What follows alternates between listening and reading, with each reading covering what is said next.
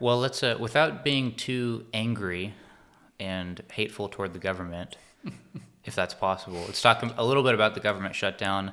I feel like it's not as important for what we do as some people think it is, but I figure it would make sense to at least make a statement and then just go over it a little bit. Sure. But I'll let you talk about it because you have the authority to, and I don't really know how well it Yeah, affects I mean, I've been I started with the government in 1988 and went to disability in 91. So I've been through a few when I Right. was on the other side, when I was an employee, and we're like, are we going to get paid? Um, they rarely last very long, and they make everything right once they, get their house in order. This one, being on the other side, I will say this, that if you're receiving benefits already, nothing will change. There's not going to be any slowdown, or you're not going to get, there's not going to be oh, I didn't get my check. You'll get your check. Our representative fees, we've been getting those regularly. I mean, it hasn't stopped at all. We have been cautioned that the process, if you're in the process of going through disability, that might slow down some. Scanning in paperwork, there might not be the people actually working that normally do that kind of stuff in. They might not be able to scan it in. They might not be working. The field offices are probably shorter staffed, and they're already always short staffed, but they're probably shorter staffed. And so some things that normally take a pretty reasonable amount of time, there's going to be longer. There's going to be longer waits. I would imagine that the appeals process is going to draw out a little bit. And it's usually the administrative people. It's not really the decision makers that have been sent home. But, to get the decision, to get a file all ready for a decision maker to look at it, there's lots of people, with their hands on that file, getting it ready, getting all the medical records squared away in there. And those people, for some reason, the government feels that they're, non-essential. And those are the folks who usually, get furloughed, they get sent home. And when they're not there, the wheels significantly slow down. But again, the checks, retirement checks, disability checks, all of those are going out. They're not being reduced. They're not being slowed down. It's pretty much an automated process anyway. So that there's not a whole lot of people that have their hands on that. But we have been warned and cautioned that appeals are going to take probably longer. Well, the process, if it's not an appeal, it's a brand new application. That's probably going to take a little bit longer than it normally does. And of course, you got to, kind of just sigh and say, it's going to take even longer. Yeah. How is that even possible? Yeah, because it's already a snail's crawl pace.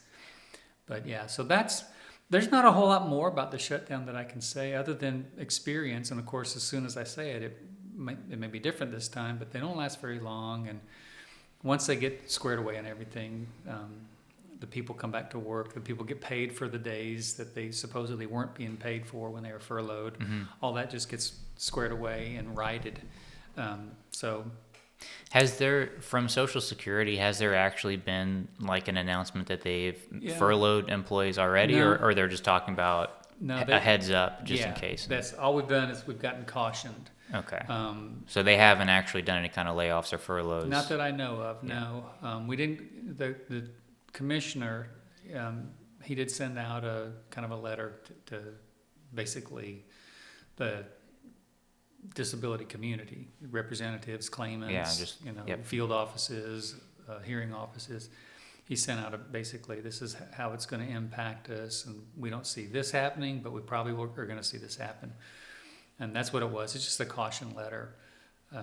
So that's all I really have for that. I think the big thing is though, people who are drawing, is there going to be delays or an impact on them getting their checks? And the answer is a definitive no. It's not going to impact that. They're still going to get their checks, and it's going to be on time, and everything's going to roll away the way it always rolls. Yeah, that's pretty much how I've been looking at it. And I've had a couple of clients ask me while I was doing the review with them, and then also after I signed a new client. This has happened a few times where, do you have any other questions for me while you got me on the phone? And they're like, yeah, the government shutdown, Right. How does that influence anything?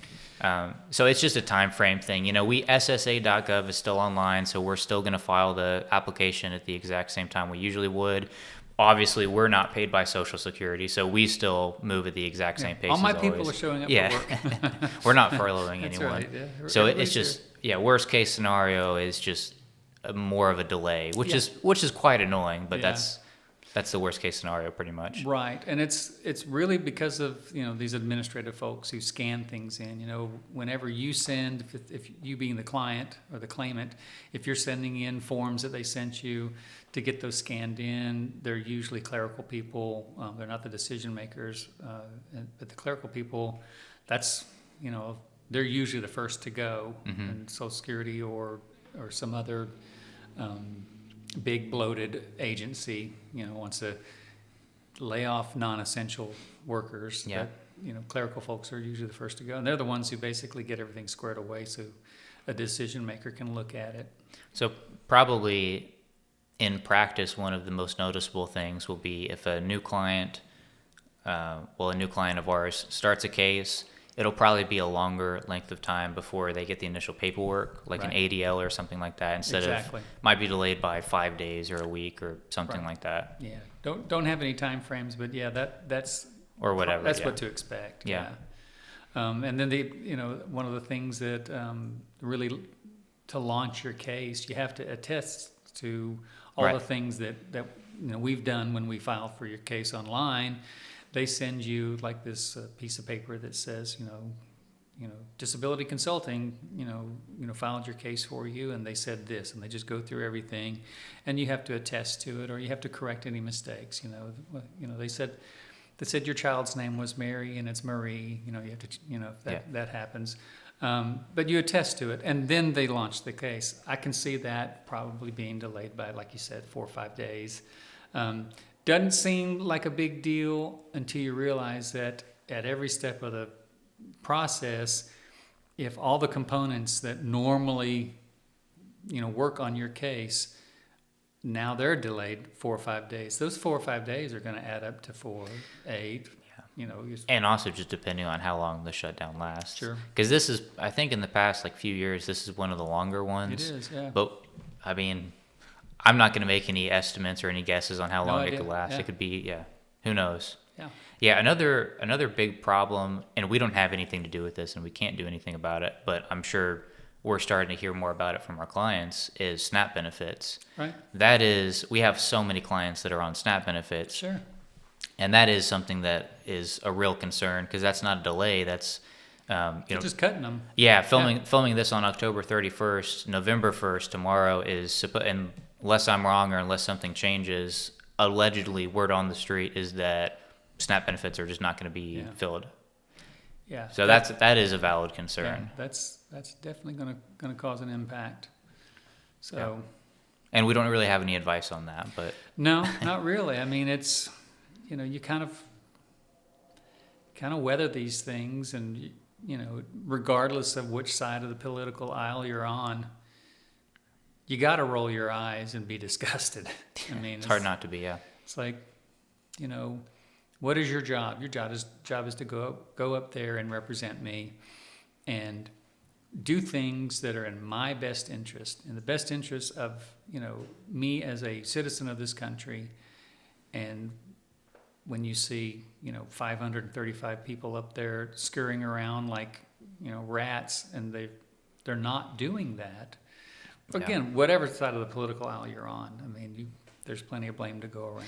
Yeah, I was talking to a couple of my friends that are overseas. I have a friend in India and a friend in Germany, and I was just talking to them about how ridiculous it must seem. It's like America took in like $4.9 trillion in tax revenue last year, and our government has been shut down for a month.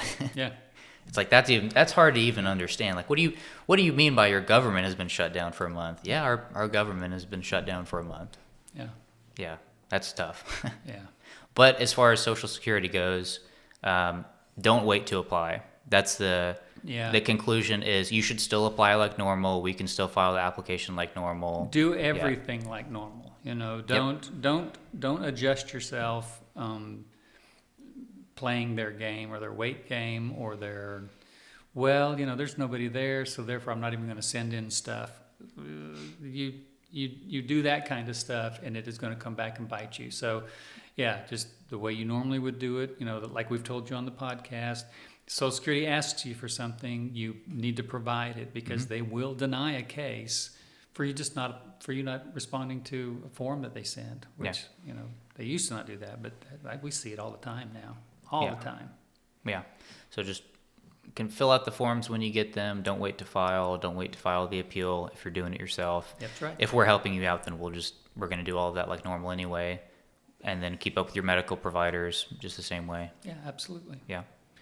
Well, I think that's all I have to say about the government shutdown part. And that's all I'm going to say about that. Yeah, that's all I'm going to say about that. Completely taking a 180, a couple other things I wanted to talk about. All right. So going into some medical stuff, how to talk to your doctors and your symptoms. I haven't asked you about this before, but side effects as symptoms, side effects from medications as symptoms. I'll give you a couple examples. So client has bipolar and takes Seroquel. So it's like the condition is bipolar. The symptom is psychosis, mood swings, whatever it is. But then Seroquel has these side effects that also act as symptoms, essentially. It turns you into a zombie. Yeah. So, and then another example would be like opioids. You know, you can use that kind of stuff as a symptom. If you have significant significant side effects, do you record that as if it's a symptom the exact same way on your application and on appeals and absolutely that's trouble concentrating, that's pain, a great question. Brain fog, drowsiness? Yeah, it's a great question, and the answer is an emphatic yes. Yes, you absolutely report your symptoms from medication. The way Social Security looks at things is if it's prescribed, you're supposed to be taking it. And if you're taking it and you suffer side effects from it, then those side effects are part of your impairment. You brought up opioids. A lot of times if you're on really stout stuff, you know, Percocet, hydrocodone, all those really, really the heavy stout ones, stout medications, there's like a message on the bottle, and probably your doctor has said, I don't really want you operating any heavy equipment because you're going to get drowsy on that. You're going to get, if it's a really strong dose and you're, a small person, you're probably going to get loopy too. You're going to get, a little bit loopy. Could you work doing that? Is a boss going to be okay with you being loopy, drowsy, kind of nodding off at your desk? This boss isn't going to stand for that, and I don't think any other boss, across the nation would stand for that. So yeah, you definitely report those. Seroquel is a big one because it does. You're almost always prescribed to take that before bed, and there's a big reason for that because you're not going to be able to function if you take it in the morning. Your day, it really. The word calm is not the right word. It really kind of zombifies you. It's like a tranquilizer. It's not like Xanax tranquilizer. It's like turn you into a different person. If you're having psychosis, or you're in a psychotic episode, that's the kind of medication they will give you. Some antipsychotic to not just calm you down, but basically, turn you into, a big human pillow. You're just not going to be able to do anything. Yeah. So if you had to take that, that's something to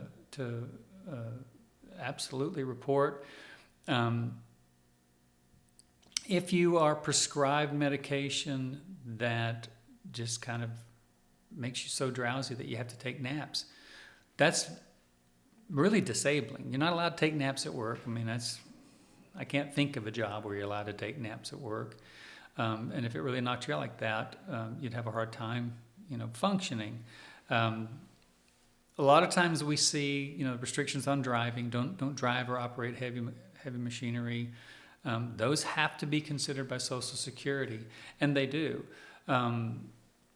Especially the judges. The judges are really, really good in a hearing. If you've reported that you're on, I'm taking, oxycodone, 4 times a day, and my pain level is still at a 7 out of 10, and the judge will probably follow up immediately. Well, you have any side effects from taking that? Oh yeah, I'm loopy. It's like I can't focus. I'm drowsy, and they have to consider that. That's part of your impairment because you're being prescribed that, and if you're being prescribed something, Social Security expects that you have to take it, and therefore that side effect is an impairment. So great question. But it's one of the reasons that we ask, if you're on medication when we're doing either intake interviews or later on down the road, if I'm prepping you for a hearing, what are you taking now? I know, back when you signed with us, 12 months ago, you were taking this. You're still taking that? Yeah. You have any side effects from that? Oh, yeah. Okay, well, we're going to talk about that in the hearing, and I'll ask you about that, or the judge will ask you about that. Be prepared and make sure that you tell the judge about any kind of side effects that you have, because those are part of the impairments. So yeah, it's a great question, and it's I say this a lot, so I don't know if people are starting to believe me, because I don't say great things about Social Security very often, and in my podcast I say that a lot. I don't say really nice things about Social Security very often.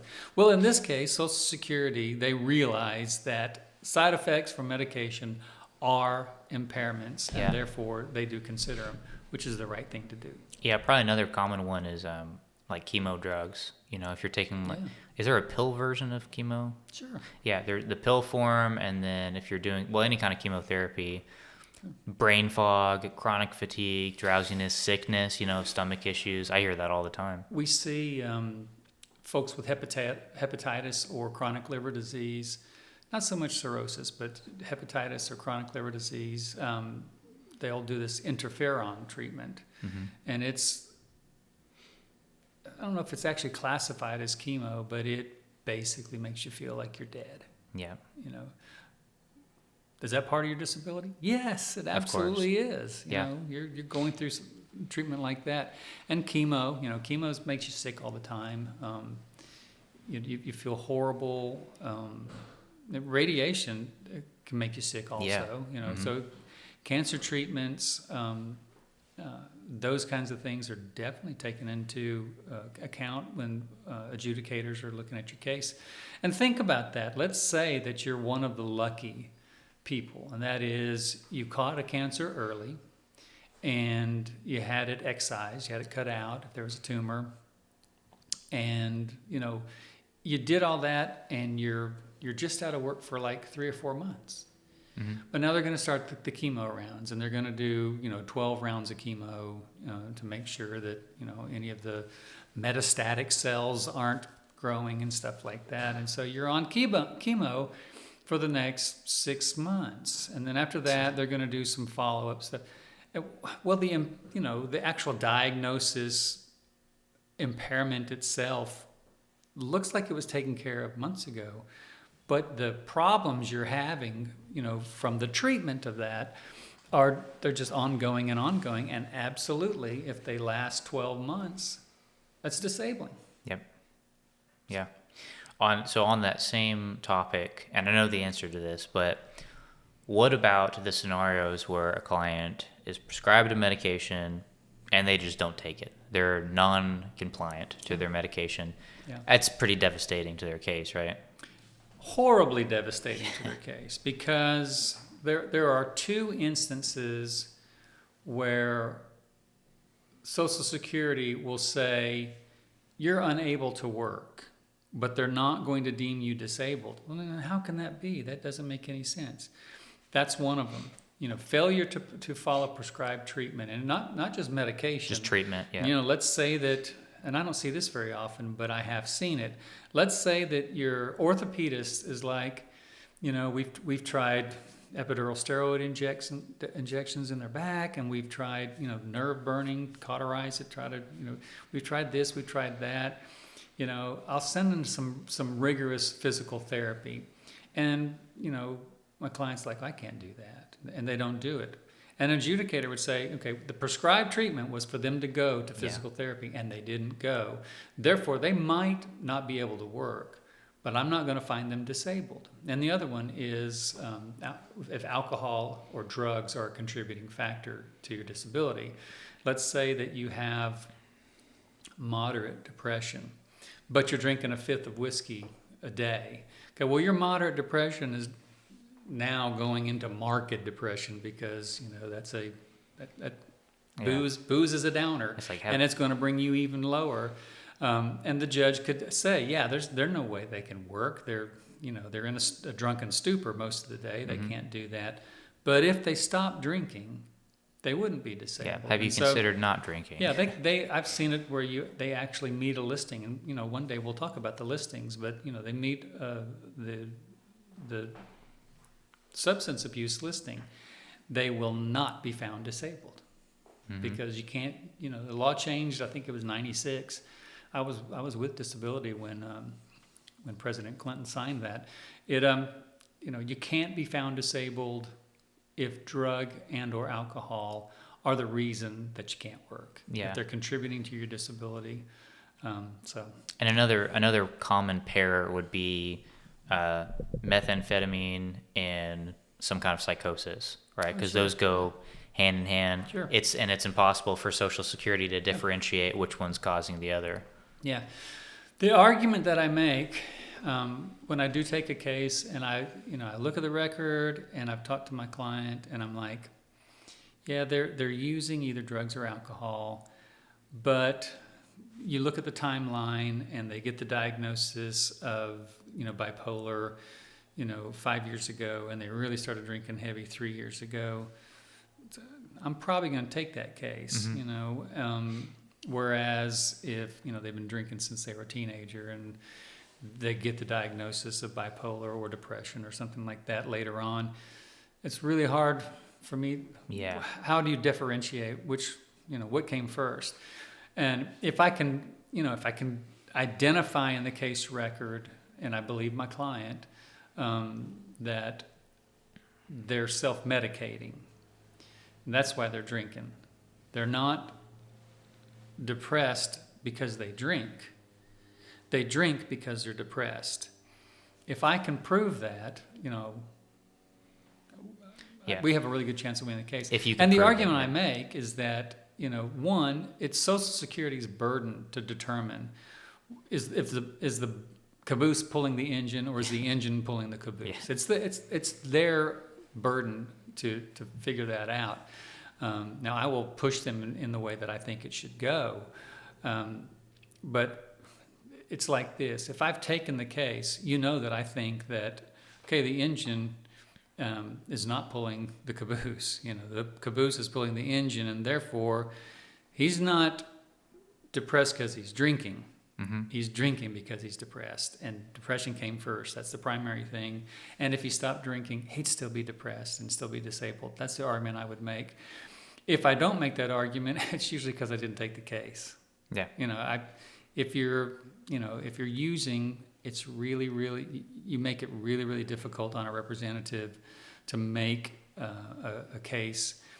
First of all, you're going to walk into a situation where Social Security, whoever's deciding your case, somebody at the lower level or a judge, you're walking in there and your credibility is already shot because, this person's, he's a meth addict, or this person's a drunk, or, and so you got to basically convince them that, I am a meth addict, but I'm telling you the truth.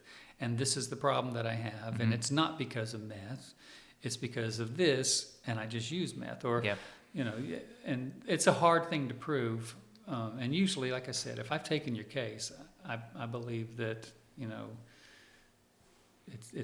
the right thing is happening. There is a potential path to victory, but only if you tell the truth. Oh, yeah. Because I don't want people to get the wrong impression and say, oh, okay, so I just won't tell them that I'm drinking.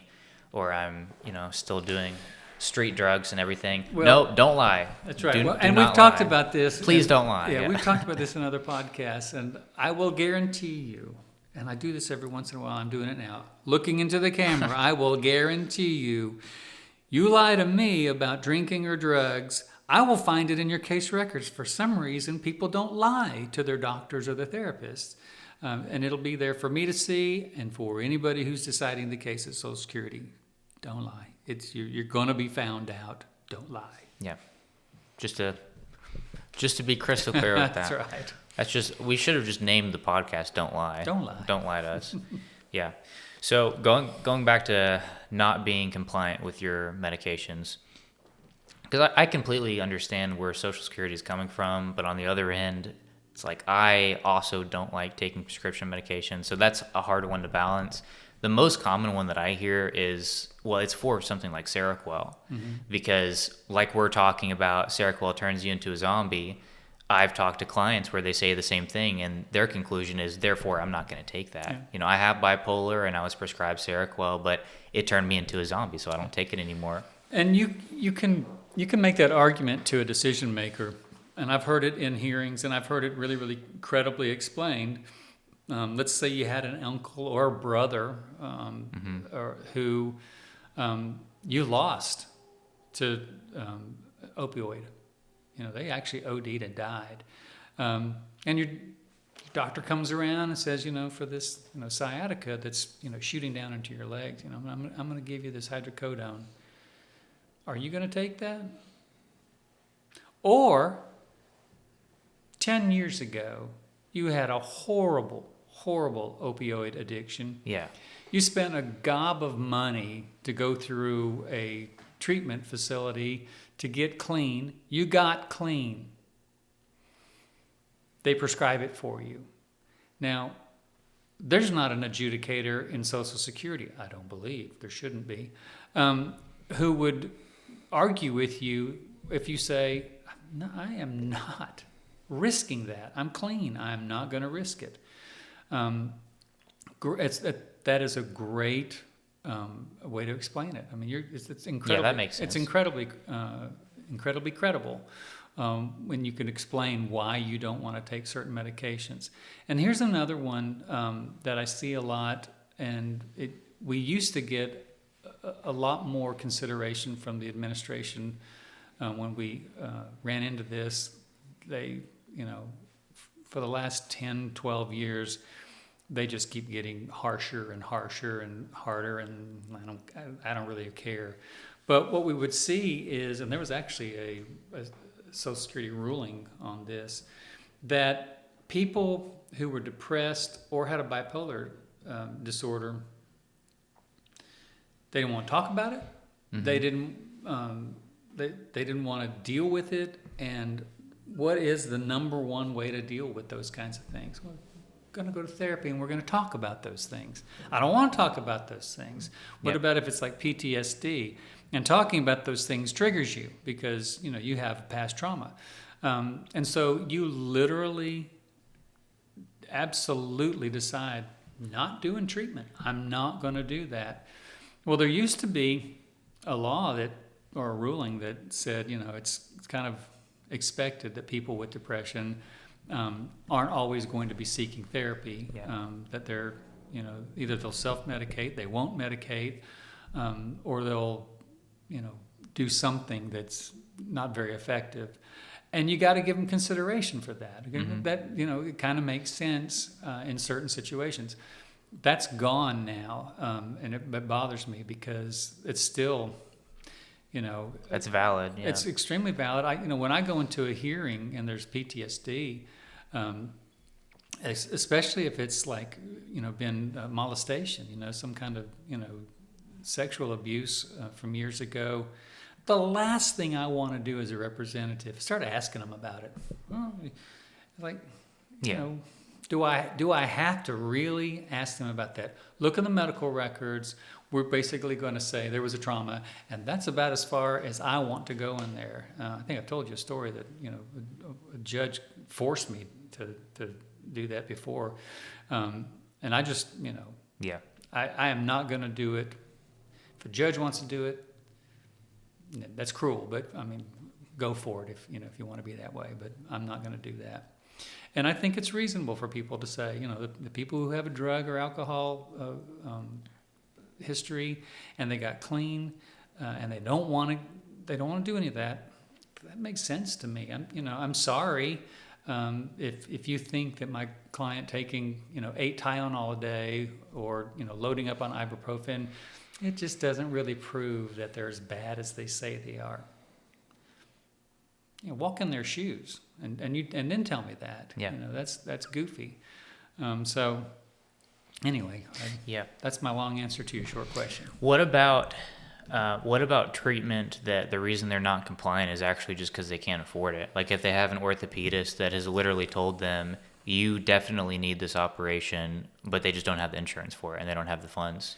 Yeah, that's considered. I mean, unless you have somebody who's just so harsh and unreasonable, and of course, I'm going to get a remand on that. I'm probably going to request a different judge when I get the remand. Which means if the hearing is denied, if they deny you, then you're still just going to say baloney and then appeal it and just keep going. This client, my client lives in a tent in the woods on a property of an old uncle of theirs that they never see. They don't have the $800 to go to the orthopedist. And then you get a decision, and the judge has said, well, they're not seeking any treatment from a specialist, therefore their impairment must not be as severe as they say it is. I'm like, wow. And I'll appeal that one. And a lot of times, not always, but a lot of times I'll get a remand on that. I'll be like, we need a different adjudicator. Mm-hmm. We need somebody who's actually going to be reasonable. My client's given a reasonable he's living in a tent in the woods, doesn't have a penny in his pocket. No, he can't pay $800 to an orthopedist. And the interesting thing about that, that's one of the things that we're seeing a lot more in denials now is the judges say, well, they haven't sought a specialist. They've got rheumatoid arthritis. They've got a positive, rheumatoid test, ANA test or RA test, but they haven't gone to a rheumatologist, and their PCP, has recommended that they do. What's $900? Can't do it. Well, their condition must not be as severe as they say it is because they haven't seen the specialist that their PCP has recommended. Okay, well, PCP, medical records, they all live in fantasy land. And the folks who live in reality to where $800 might as well be $800,000. Yeah. That's the reality that they're facing. I absolutely, when I read those decisions, after I calm down, I'm appealing those and please don't send it back to this adjudicator. They don't have a grasp on reality. What my clients have to face day to day. Yeah, and Tennessee's especially hard because TennCare, which is Medicaid through Tennessee, it's really hard to qualify for Medicaid. Absolutely. Yeah. So it's not as simple as like, just go do this surgery. Well, I mean, when Obamacare came down, whether you are for that kind of program or you're against that kind of program, we thought that it was just going to be life-changing for our clients. Boom, they're gonna be able to get treatment that they've never been able to get before. Usually, we had to send them to a health department and hope that the health department will do something that would help them document something because they're not going to give them any stout medication. I don't think they even do X-rays at our health departments or anything like that. And so we thought it was going to be great. Well, they can't afford the copay for Obamacare. And I'm like, wow. And at least in our state, and in any surrounding state too, because Tennessee, 8 states touch us, and we practice in the whole country, so we see this all the time. Yeah. It has made zero difference in the lives of our clients. Zero. They can't go to see somebody whenever they need to, and we were thinking, now they'll be able to do. No, absolutely not. And it takes me back to one of the stories that I told you early on. One of my first wins, I was bragging about it to one of my family members, and my family member is way harsh about government programs and stuff like that. And they said, well, I'm glad you won. I'm sure your client's happy because they got a check. And I'm like, I said, they probably are, but they never mentioned that to me. You know what they mentioned? They can now have health coverage and they can get some treatment. And I ran into that the first year I practiced. I ran into that over and over. That I'm waiting for my client to ask, well, how much am I going to get a month and stuff like that. And for every one time I got asked that, because you get asked that, how much do you think I'll get a month? For every one time I got asked that, there were probably 10 to 20 times that I got asked, I will get medical coverage, and when will it kick in? Yeah. That was what they were looking for. They were looking for medical coverage. And people don't think that. They just want to get a check. They want to get something for nothing. Well, maybe some of them do, but I didn't see that at all. And I was kind of shocked about it in the first year I practiced. I'm like, man, for every one that's really concerned about their money, there's 20 that are really concerned about having health coverage. So again, you got a really viable reason that I believe an adjudicator not just should consider, that they must consider, not having money to go to a specialist, or they don't have any money to go to even, a $60 office visit, where they're just going to ask you to stand up, get off the table, touch your toes, see if you can squat, see if you can rise, and $60, might as well be 600. I think Social Security, not just should, but they must consider that kind of poverty. And you see it also in that they buy a lot of exams. So Social Security will send them to a consultative exam because either the record is not well documented, or maybe there's no treatment at all. You haven't had treatment in the last 2 years. What's going on? I don't have money, but I really do have these problems. And okay, well, yeah. That's fair. Yeah. Yeah, what we ask is just do the best you can. Because it's like if you haven't even gone to a hospital or a health department, you haven't looked into free neighborhood clinics, you haven't applied for Medicaid, then it's like, okay, are you even trying to get into treatment? But if you're trying all of those things and all you land on is a health department, then that's better than nothing. Right. And and the question begs to be asked if they've come in and they're telling you about all these problems that they have, and then you're like, well, when's the last time you saw somebody about that? And they're like, a 3 years ago. Eventually, you're going to be scratching your head and wondering, where'd you get these diagnoses? Yeah. How do you know you have all this? Yeah, how do you know you have this? Because if you haven't seen anybody in a while. But anyway, but it's all about credibility. There's, there can be outlandish stories, and they could be perfectly true. Mm-hmm. There's it's unbelievable, but it's true. Yeah, and then there can be the unbelievable, and that's not. I've had a couple clients that have cancer, but they haven't gotten into treatment for like 2 or 3 years. It's like, that doesn't sound right. I'm not saying it's not true, but that doesn't sound right. And then I tell them to get into treatment and give us a call back, and they do, and sure enough, they just had cancer for like 2 or 3 years with no treatment. It's crazy. Yeah, it is. Yeah. Okay. Well, that's a wrap on my end, unless you want to add anything to it. Any finishing touches? No, I think we're good. Yeah. Cool. That's fun. It's like a complete 180. It's like, all right, now we got the government shutdown part. Let's talk about something completely unrelated.